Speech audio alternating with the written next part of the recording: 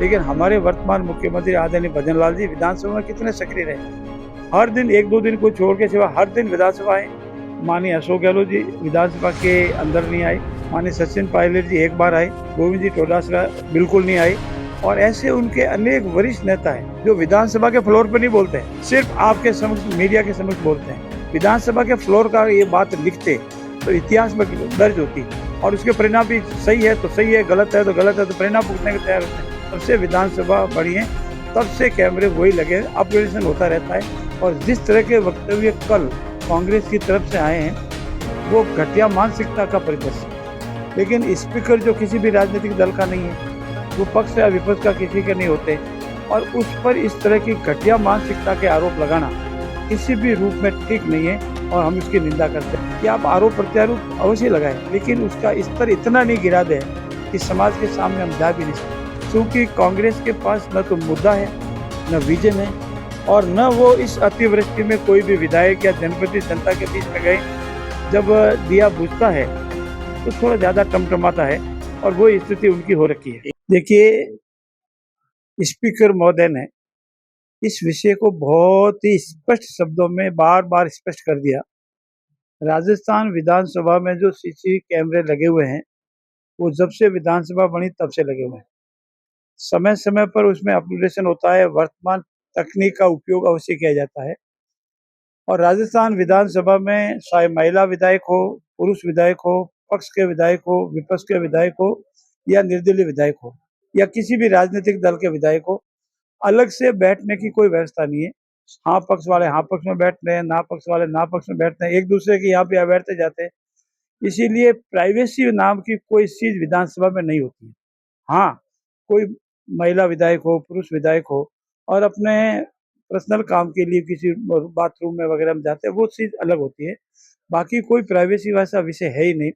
सभी एक साथ बैठते हैं, चाहे नापसंद का विषय है तो चाहे कांग्रेस के हो या दूसरे दल के लोग हो, चाहे पुरुष विधायक है, चाहे महिला बहन विधायक है, सब साथ बैठते हैं। इसलिए ये मुद्दा ही पूर्ण रूप से गलत है। क्योंकि जैसा मैंने पहले भी आपसे निवेदन किया, कांग्रेस की अंतर्कलह है वो बार बार उजागर हो रहे हैं। और जिस तरह के वक्तव्य कल कांग्रेस की तरफ से आए हैं वो घटिया मानसिकता का परिदृश्य है। आप आरोप प्रत्यारोप लगाते रहते हैं, वो राजनीतिक दलों पर हम पे लगा सकते हैं, हम उन पर लगा सकते हैं, ये एक सामान्य प्रक्रिया है राजनीति में। लेकिन स्पीकर जो किसी भी राजनीतिक दल का नहीं है, उस पर सबने विश्वास करके स्पीकर की चेयर पर बैठाया है। वो विक्रमादित्य की कुर्सी पर विराजमान है, वो पक्ष या विपक्ष का किसी के नहीं होते, और उस पर इस तरह की घटिया मानसिकता के आरोप लगाना किसी भी रूप में ठीक नहीं है और हम इसकी निंदा करते हैं। मेरा नम्रता से निवेदन है कि आप आरोप प्रत्यारोप अवश्य लगाएं, लेकिन उसका स्तर इतना नहीं गिरा दें कि समाज के सामने हम जा भी नहीं सकते। सर, टीकाराम जूली ने ये कहा कि मेरे पास कुछ प्रूफ है, जो फोटोज है, जो एक्सिस है, वो किसी और के पास है, कोई और व्यक्ति उसका वॉच कर रहा है और वो सोशल मीडिया पे भी वो फोटो डालेंगे। जहाँ तक मेरा निवेदन है, फोटो मैंने नहीं देखे और उसका मैं प्रत्यक्ष साक्षी नहीं हूँ, लेकिन जहाँ तक मैं विधानसभा में इतने लंबे समय से हूँ, एक स्थान पर है जहाँ हमारा मीडिया सारा कवरेज करता है, विधानसभा का एक्सेस वहीं पर है। इसके अलावा मेरी जानकारी अनुसार एक्सेस कहीं पर भी नहीं है, और ऐसा कोई प्रूफ है तो वो हम जब रोज विधानसभा में साथ बैठते हैं, माननीय स्पीकर के चैम्बर में भी जाते हैं, उनके वैसे में जाते हैं, उनके साथ बैठते हैं, आज तक उन्होंने नहीं बताया। विधानसभा का सत्रावसन होने के बाद इस तरह के आरोप लगाना किसी भी रूप में ठीक नहीं है, और इसका जवाब माननीय स्पीकर महोदय ने कल भास्कर के इंटरव्यू में बखूबी दिया है। ऐसी स्थिति में इस तरह के आरोप लगाना घटिया मानसिकता दर्शाता है। क्योंकि कांग्रेस के पास न तो मुद्दा है, न विजन है, और न वो इस अतिवृष्टि में कोई भी विधायक या जनप्रतिनिधि जनता के बीच में गए।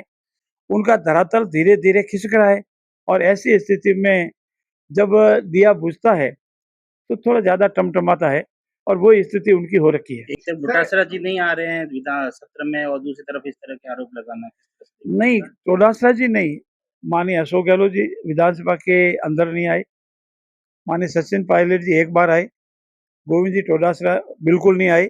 और ऐसे उनके अनेक वरिष्ठ नेता है जो विधानसभा के फ्लोर पर नहीं बोलते हैं, सिर्फ आपके समक्ष मीडिया के समक्ष बोलते हैं और सुर्खियों में बना रहना चाहते हैं, और ये उनकी पुरानी आदत है। विधानसभा के फ्लोर का ये बात लिखते तो इतिहास में दर्ज होती और उसके परिणाम भी सही है तो सही है, गलत है तो परिणाम भुगतने को तैयार होते हैं और क्योंकि बाहर बोलते हैं इसलिए उसका कोई कॉन्फिडेंस नहीं रहता। तीसरा मेरा निवेदन ये कि अनेक मुख्यमंत्री रहे हैं, लेकिन हमारे वर्तमान मुख्यमंत्री आदरणीय भजन लाल जी विधानसभा में कितने सक्रिय रहे। हर दिन 1-2 दिन को छोड़ के सिवा हर दिन विधानसभा की कार्रवाई में भाग लिया है। प्रश्नकाल हो या अन्य समय विधानसभा में बैठे हैं, तो उनकी सक्रियता से विपक्ष एकदम बौखला गया है और बौखलाहट में ये सारे वक्तव्य दे रहे हैं। सर अब संख्या बढ़ाई सर कैमरों की। कैमरे बढ़ाने की संख्या का किसने कहा? आपने प्रश्न किया है, कैमरे संख्या नहीं बने। मैंने कहा जब से विधानसभा बनी है तब से कैमरे वही लगे हैं, अपग्रेडेशन होता रहता है, वर्तमान तकनीक के अनुसार होता है, जैसा कि स्पीकर महोदय ने बताया।